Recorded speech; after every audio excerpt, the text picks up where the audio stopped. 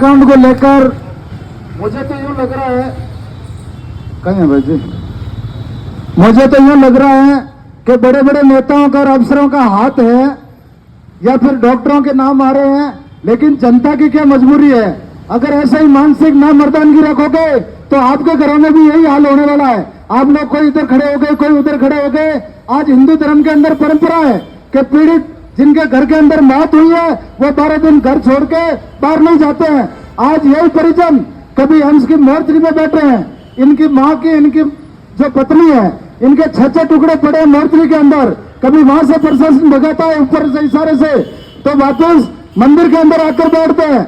आज यहाँ आकर चौराहे पर बैठे हैं, लेकिन लोग इनके पास उठाने के रूप में भी नहीं आ रहे हैं। आज व्यापारियों को धन्यवाद दूंगा जो सामने आए और बाजार बंद करवाए, लेकिन लोग पता नहीं क्यों घरों में छुप रहे हैं। अगर ऐसे ही होते रहेंगे, आज अखबार के अंदर पढ़ा था कि 16 साल की बेटी का फिर बलात्कार हुआ, 11 घंटा पहले हो गई, रोज होगी ऐसा ही। आप लोग घरों में छुप जाओ, घूंघट निकाल लो, कुछ भला नहीं होने वाला है। ये मानसिक नामर्दानगी का शहर है। शहर के बीचों बीच खड़े होकर कह रहा हूं, हर आदमी, सर्व समाज। आज हम उदयपुर के अंदर हिंदू मुस्लिम हो गया, वो हो गया। अरे मैं तो कह रहा हूं, कहां गए हिंदू संगठन, क्यों नहीं आ रहे हैं आज? हाँ, अगर आप लोग कहते हो कि मुसलमान ने टुकड़ा कर दिया तो हिंदू क्यों नहीं आ रहे? क्योंकि हो सकता है सबकी मजबूरियां है। आज इस धरने के माध्यम से मैं खुला आह्वान करता हूं और लाइव के माध्यम से, अगर लोग इस धरने के अंदर नहीं आते तो यहां से धरना जाके वापस मंदिर में बैठेगा और कल दोपहर को 1 बजे पोस्टमार्टम करवा देंगे। कोई जरूरत नहीं है, उनको मरना था, जिनको मारना था मार दिया और लोगों का कुछ नहीं हो सकता है। पुलिस की खुद की एकदम साफ भूमिका नजर आ रही है। इनके ऑडियो वायरल हुआ, उन ऑडियो के अंदर भूमिका नजर आ रही है। लेकिन किसी को भगत सिंह बनना पड़ेगा।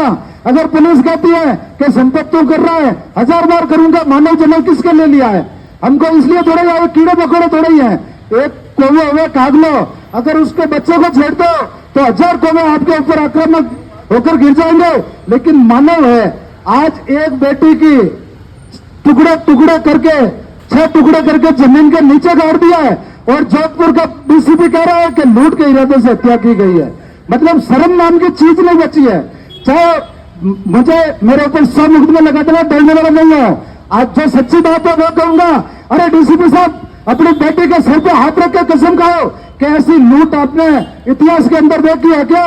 जब औरंगजेब का राज था उस समय भी किसी महिलाओं को, जो सबसे क्रूर शासक था, औरंगजेब ने भी इस तरह से किसी महिला के टुकड़े नहीं किए होंगे कि टुकड़े करके उनको 10 फुट जमीन के खड्डे में गाड़ दिया। लेकिन ऐसा होने के बाद में डीसीपी साहब कह रहे हैं कि उस महिला को लूट के इरादे से गुलामुद्दीन ने हत्या की है। तो ये हत्या कैसे हुई, मैं उनसे पूछना चाहता हूं। जब आप धरना स्थल पर आए थे तो सवालों का जवाब नहीं दे पाए। आप लोगों ने कभी सोचा है क्या? लोग आज इस लाइव को उधर घुमा के दिखाओ कि लोग सामने आने से डर रहे हैं। अगर ऐसे ही डरते रहे तो हर घर के अंदर बलात्कार होंगे, हर घर के अंदर हत्या होगी। ऊपर बैठे नेता और बड़े सफेद पोस्ट जो पार्टियों को चंदा देते हैं, वो लोग ऐसे ही लोगों को मार मार के निपटा देंगे और आप लोग बैठे रहना। ये पुलिस है ना, पुलिस सब कुछ कर सकती है। जोधपुर की पुलिस आसाराम बापू, जिसको सीधे लड़े से डर रही थी, उसी आसाराम बापू को लाके इस जोधपुर की पुलिस ने अंदर डाला है। लेकिन आज पुलिस के हाथ बंधे हुए हैं क्योंकि ऊपर से बड़े बड़े नेता आज इनको ऊपर से दबा रहे हैं कि कहीं इस मामले का खुलासा हो गया तो हमें भी जेल जाना पड़ेगा। आप लोगों ने ऑडियो सुना होगा, ऑडियो के अंदर सुनीता क्लियर कर रही है कि 4 दिन के अंदर मुझे भी मार देंगे। कौन मारेगा? तैयब अंसारी मार देगा मुझे। लेकिन फिर भी पुलिस अभी तक तैयब अंसारी को गिरफ्तार नहीं कर पाई है, क्योंकि तैयब अंसारी किन्हीं बड़े नेताओं का जमाई है। खुद एक अपने आप को पार्टी में पद लेकर बैठे हैं, इसलिए लोग डर रहे हैं। कोई कह रहे पार्टी में बदनामी हो जाएगी। तो मेरा तमाम भाइयों से निवेदन है, आप लोगों के अंदर हिम्मत है, जमीर है, जो लाइव देख रहे हैं, 1 बजे तक अगर यहाँ पहुंच सकते हो आ जाना। नहीं तो एक पीड़ित परिवार कल दोपहर 1 बजे पोस्टमार्टम करवा के ये अपने घर ले जाएंगे और ये हो जाएगा कि जोधपुर के अंदर पूरी जनता मानसिक नामर्द हो चुकी है, इनकी मर्दानगी खत्म हो चुकी है। आज इतने 2.5 साल की बेटियों के बलात्कार हो गए। आज छोटी छोटी बेटियों के साथ रेप हो रहे तो भी बाहर नहीं आ रहे। आज एक हत्या हो गई और परिवार चौराहे पे बैठा रो रहा है, लेकिन इनके पास आने से बैठने से कतरा रहे हैं। आखिर कितने दिन छुपोगे? जो बड़े बड़े नेता हर एक धरना होता है। अब भी मैं कह रहा हूं ना, नेताओं के फोन आ रहे होंगे अपने चाहे तो बस भीड़ कितनी आई, भीड़ कितनी आई। यहाँ वोट नहीं मांगना है, हमें खुद को लड़ना पड़ेगा। घर बार छोड़ के बाहर निकले हैं, ये बेचारे बैठे हैं। इस राहुल को जब मीडिया वालों ने पूछा था कि तू पोस्टमार्टम क्यों नहीं करवा रहा है, अगर तेरे पिताजी जो मना कर रहे हैं और तू भी मना कर रहा है तो आखिर क्यों कर रहा है? इसने कहा था कि मेरे बाप से भी मेरी मां का रिश्ता 9 महीने पहले का है। जब वो पेट के अंदर थी 9 महीने पहले, मैं उसका बेटा बना था और पिताजी का रिश्ता 9 महीने बाद का है। तो आखिर मैं कैसे पोस्टमार्टम करवाता हूं? जब मां के लिए नहीं लड़ सकता हो तो बताओ किसके लिए लड़ोगे? तो मैं तो कह रहा हूं कि वाकई में सरदारपुरा के व्यापारियों को धन्यवाद है जिन्होंने बाजार बंद करके समर्थन दिया, लेकिन जनता आज पता नहीं किस कोने के अंदर सो रही है। आज बड़े बड़े नेता ट्वीट करने से डर रहे हैं क्योंकि कहीं ना कहीं उनका इस मामले के अंदर इन्वॉल्वमेंट है। कहां गए वो संगठन? आज मैं उनको आह्वान कर रहा हूं कि आप लोग सिर्फ राजनीति के लिए ही करोगे या फिर इस पीड़ित परिवार को न्याय दिलाने के लिए? मैं कह रहा हूं कि जिनको हिंदू मुसलमान करना है, आप आके इस हिंदू को न्याय दिलाओ। आप ऐसे चौंकाने वाले खुलासे हैं, आप सोच भी नहीं सकते हो कि आज जो विपक्ष के अंदर पार्टी है कांग्रेस है, कांग्रेस का कहां गया हुआ नेता? आज क्यों नहीं आ रहे, ट्वीट क्यों नहीं कर रहे? क्योंकि सबके तार जुड़े हुए, मुझे तो ऐसा लग रहा है। ये मामला इतना बड़ा है जिसकी कोई कल्पना नहीं कर सकता। जब तक सीबीआई जांच नहीं होगी उससे पहले कुछ नहीं कर सकता। और सबसे बड़ा दायित्व जाट समाज कहां चला गया? सबसे पहले वो होता है, अपनी कौम के जो लोग हैं वो भी सामने नहीं आ रहे हैं क्योंकि मामला लगता है। और सर्व समाज, मैं कह रहा हूं कल तेजा मंदिर के अंदर पूरे जाट समाज की मीटिंग रखेंगे। अगर जाट आकर कोई निर्णय ले लेंगे तो ठीक है, नहीं तो ये अकेले जाकर इनकी मां का अंतिम संस्कार कर देंगे। कोई मतलब नहीं है। आखिर कितने दिन लड़ोगे आप लोग? हर आदमी कोई मोटरसाइकिल पे खड़ा हेलमेट लेकर आपके घरों के अंदर जिस दिन होगा उस दिन आप सोचोगे कि वाकई के अंदर उस दिन अगर मैं चला गया होता और अनीता के हत्यारों को गिरफ्तार करवा दिया होता तो शायद आज ये नौबत नहीं आती। खून खोल रहे हैं लेकिन लोगों का खून मर चुका है, मानसिक नामर्दानगी आ चुकी है। हर आदमी किसी के काले धंधे, वो सोच रहा है सामने गए तो पुलिस ये कर देगी। क्या कर लेगी पुलिस? ये संपत पूनिया खड़ा है। मैं छाती ठोक के कह रहा हूं कि इंसाफ की लड़ाई के लिए एक बार नहीं 100 बार लड़ेंगे। अगर आज हम नहीं लड़ सके तो कब लड़ेंगे? जोधपुर के अंदर इतनी बलात्कार की घटना है और खुलेआम मर्डर हो गया, 10 फुट जमीन के अंदर गाड़ दिया। और जो गुलामुद्दीन नाम का हत्यारा है उसका खुला नाम है, लेकिन उसको गिरफ्तार क्यों नहीं कर पा रही है? आज अगर वो फरार हुआ है और पूरी जोधपुर की पुलिस कमिश्नरेट जो आसाराम बापू को लाकर सलाखों के पीछे डाल दिया, लेकिन एक चवन्ने के आगे डर के बैठी। आखिर क्यों? मजबूरी यह है कि अगर कोई हार्डकोर गैंगस्टर आदमी होता तो उसको तो कई ठिकाने होते हैं, लेकिन ये गुलामुद्दीन आराम से स्कूटी पे बैठ के गया। मीडिया में फुटेज वायरल हुआ, लेकिन स्कूटी पे बैठ के जाके ट्रेन में बैठा और आराम से जैसे अपना कोई ससुराल जा रहा है, लेकिन पुलिस उसको गिरफ्तार नहीं कर पाई और अभी तक भी गिरफ्तार नहीं कर पा रही है।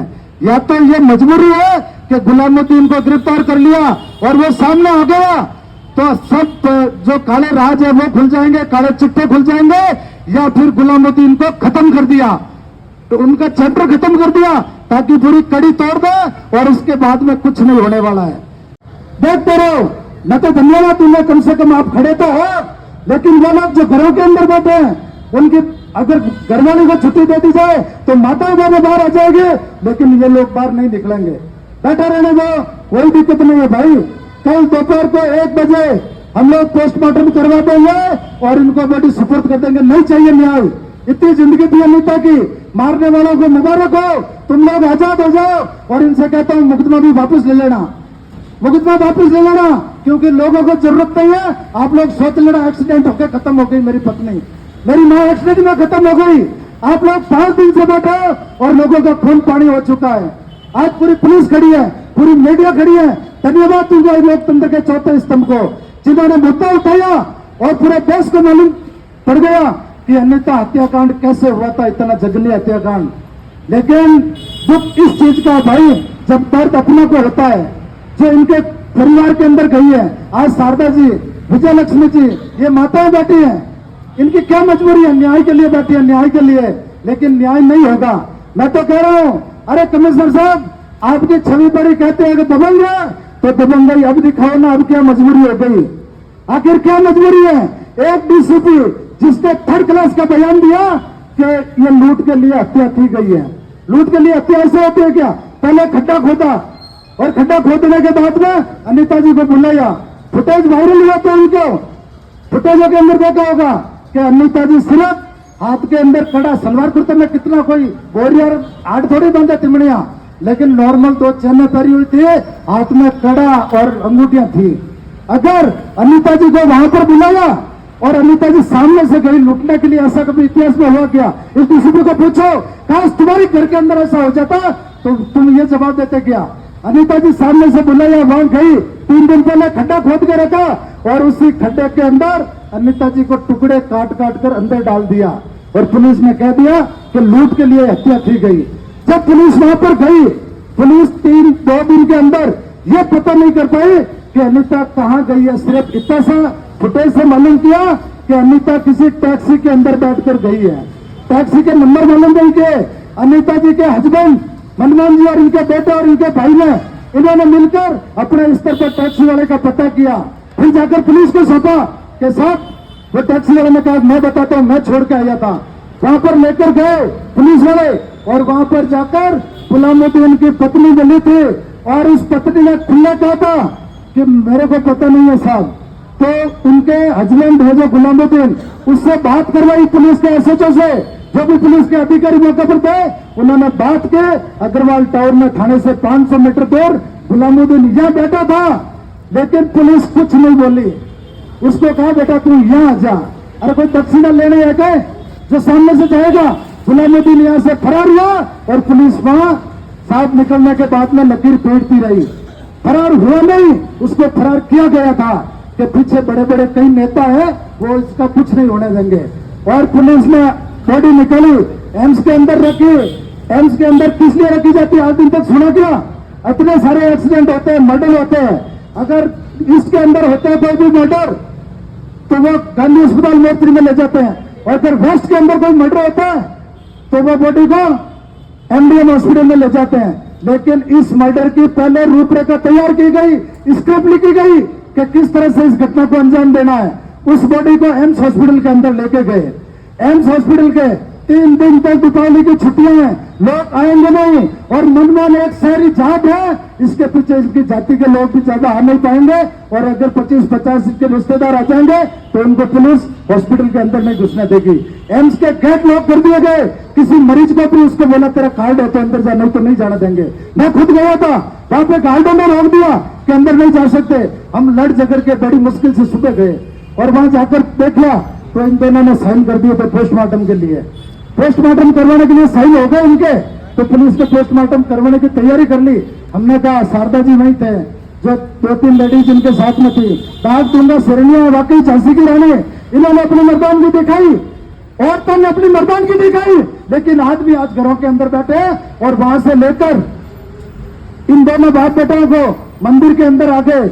मंदिर के अंदर आने के बाद में पुलिस आई पीछे, उनको पता है कि मंदिर में हम कुछ नहीं कर सकते। फिर कहा रिपोर्ट दर्ज करवाइए, तो वहां पे पुलिस के अधिकारी आए और बाद में रिपोर्ट दर्ज कराई, मुकदमा नंबर लगाया। अब आप सोचो, जिसने पुलिस एम्स के अंदर जो इनके हस्ताक्षर करवाए थे, उसके अंदर तहरीर किस चीज की दी थी? पोस्टमार्टम। जब मुकदमा नंबर नहीं है, जब आपका मुकदमा दर्ज नहीं हुआ, तो आप किस चीज की तहरीर दी थी? कहीं ना कहीं बहुत बड़ा सवाल है। पुलिस इसको या तो उसको एक्सीडेंट में लाश मिली थी या कोई आत्महत्या कर ली थी। जब मुकदमा दर्ज नहीं हुआ, उससे पहले पुलिस ने तहरीर ले ली। फिर मंदिर के अंदर बैठे रहे, 2 दिन हो गए, 3 दिन हो गए, सब संगठनों के लोग आए, लेकिन आज बड़े बड़े नेता आने से डर रहे हैं, क्योंकि उनको पता था कि दीपावली का दिन है, अखबार के अंदर खबर छपेगी कि एक अनिता नाम के चौधरी का टुकड़े काट काट के हत्या कर दे और हिंदू संगठन सामने आएंगे, शहर के अंदर हिंदू मुसलमान हो जाएगा। जो बड़े नेता हैं उनके इशारे पर पार्टी के कार्यकर्ता बाहर आएंगे और हिंदू मुसलमान हो जाएगा शहर में, और अनिता के इसके हत्यारों को गिरफ्तार करेंगे या फिर इसको ठिकाने लगा देंगे और कह देंगे हत्यारा भी मर गया और अनिता भी मर गई और केस खत्म। यही प्लानिंग थी। दीपावली के 3 दिन छुट्टियां, अखबार आएगा नहीं, कोई लोग घरों से बाहर आएंगे नहीं और मामला खत्म हो जाएगा। सरकार को डर लग रहा था कि हनुमान बेनीवाल इस घटनाक्रम में आ सकता है, लेकिन उन्होंने यह भी आइडिया लगा दिया कि हनुमान बेनीवाल हिंदू मुसलमान के चक्कर में पड़ेगा नहीं। खीसर के अंदर उपचुनाव है, हनुमान बेनीवाल आएगा नहीं, ये पूरी रूपरेखा तैयार की गई थी कि इसको ठिकाना लगाते कुछ होने वाला नहीं है। लेकिन हनुमान बेनीवाल को मैं कहता हूं भगवान उसको 1000 साल की उम्र देना, उस आदमी की वजह से हम इस चौराहे पर आज बैठे, नहीं तो पुलिस कब का उठा के अंदर डाल देती। उसने सबसे पहले ट्वीट किया, इनसे बात की संज्ञान लिया, लेकिन उन्होंने कहा था मैं कब तक न्याय दिलाऊंगा। जोधपुर की जनता तो कुछ करेगी, लेकिन जोधपुर की जनता सो रही है, उनका खून पानी हो चुका है, कोई बाहर नहीं आ रहा है। लेकिन मैं तो कह रहा हूं धन्यवाद है भाइयों, आप लोग आए हो। भगत सिंह अकेला खड़ा होकर इस देश के अंदर मैसेज दिया था, एक बम फेंक कर कि मेरा देश आजाद होना चाहिए। मैं तो कह रहा हूं कि पुलिस अधिकारी जितने मुकदमे दर्ज कर ले, संपत पुनिया 1000 बार लड़ेगा, डरेगा नहीं। ये न्याय की लड़ाई किस लिए डर रहे हैं? हर आदमी को यह चाहिए कि सामने आओ और इस मामले का निस्तारण करवाओ, नहीं तो खुलेआम कह रहा हूं कल 1 बजे हम भी इनको कह देंगे कि भाई जी राजीनामा पेश कर दो, कुछ होने वाला नहीं है, लोग मर चुके हैं, किसको सजा दिलवाओगे? कन्हैयालाल हत्याकांड के अंदर हत्यारे छूट गए, सेंट्रल एजेंसी एनआईए ने जांच की थी, वो छूट गए, क्यों छूटे, कहां कमी रह गई? जयपुर बम ब्लास्ट के जो आतंकवादी थे वो बरी हो गए, कुछ होने वाला नहीं है, क्योंकि हम लोग सो रहे हैं हमारे घरों के अंदर। जिस दिन जिसके ऊपर बीतेगी उस दिन आकर कहेंगे कि वाकई में उस दिन चालेर गेट चौराहे पे कोई वीडियो सामने आएगा कि गोल बिल्डिंग चौराहे पर व्यापारियों ने अपना राज धर्म निभा लिया। अगर जोधपुर बंद का आह्वान करते तो जोधपुर बंद कर देते। व्यापारी लोग तो अपना राज धर्म निभा रहे हैं, लेकिन सड़कों पर आने से लोग डर रहे हैं।